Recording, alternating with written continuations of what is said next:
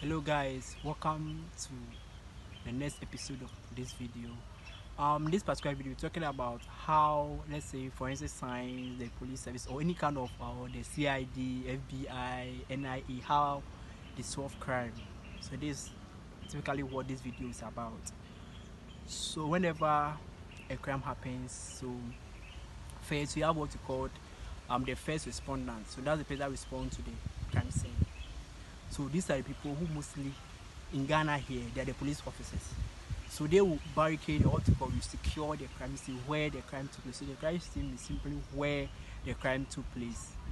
So even with the crime scene, we have primary and secondary crime scene. The primary crime scene is where the crime actually happened, and there's secondary crime scenes other places related to where the crime happened.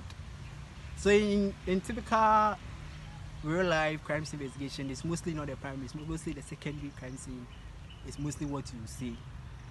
So when they barricade the scene, then the first respondent will secure the place, then the real forensic science job comes. So you can't be like, oh, because I'm a forensic scientist, you can come to know.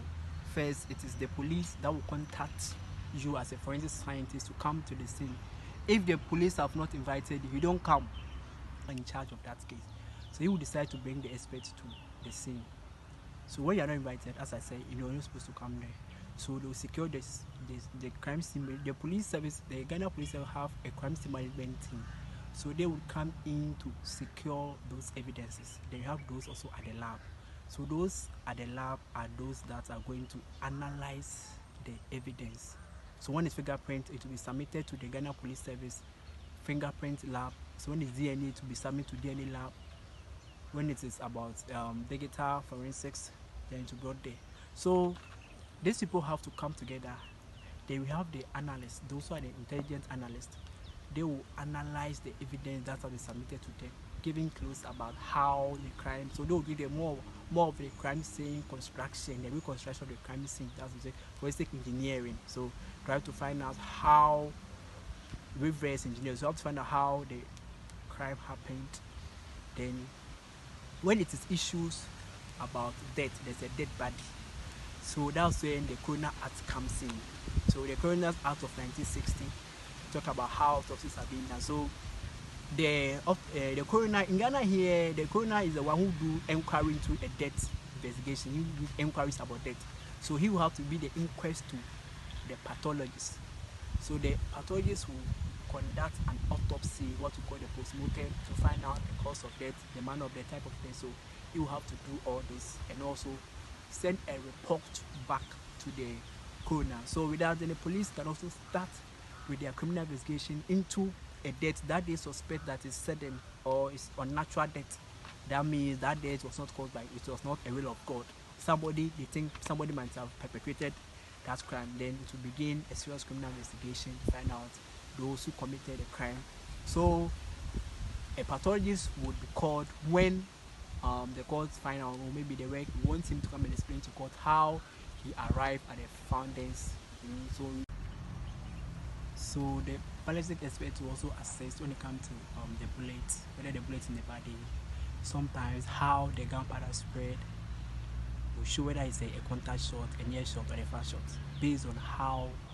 So when you don't find the gunpowder, I think around the area where the person was shot, that means the bullet is from far. The person shot from a far place. When you see that the gunpowder is around the area where the person was shot, then that means it's a near shot. The person that shot very close. So finding a bullet, you have to take the bullet and know the type of bullet, the caliber of a bullet.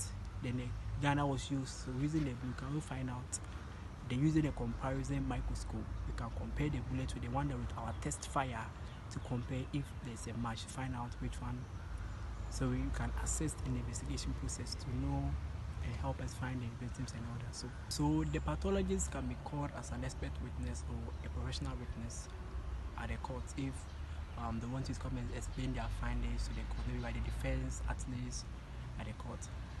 So in Professor Patrick Kafui Akapo's book, A Guide to Autopsy Practice and Law in Ghana, stated that emphatically that most of the detectives always want to escape the autopsy suit, because some of them they are afraid of dead bodies. Others too, they will come there drunk. Others too will have to take some shot. Others will come already drunk, or others have to take some local gin before they come to the suit. And others too will lack to relevant question about what to ask, like a clue to the how the crime happened and all that. So all this even is a burden, but as time goes on, pray that we have things will be better as time goes on. So this forensic investigation is very crucial, and if there's issues about when a bullet found at the crime scene, so the bullet can be sampled to the ballistic expert, who would also examine the bullet at the crime scene. So there are some cases where mostly at the autopsy lawsuit, there should be someone who is a ballistic expert, an anthropologist, and a pathologist to be there at the scene, so that they're working hand in hand. Also the toxicologist, so that when this issue relating to poison, like they can also do conduct the toxicological analysis. But in Ghana here, I think the standard board who do this kind of toxicological analysis, so they also do the toxicological analysis to see if there was issues of poison. So coming all this together, then now there is a report. So the pathologists have to generate a report to the coroner, then to the court, so that will bring them to the court, so that the case can be settled and all that, explaining their findings to them when it's possible. Then the analysts have to do the what we call the crime scene reconstruction. For instance, I think reverse engineering about what happened.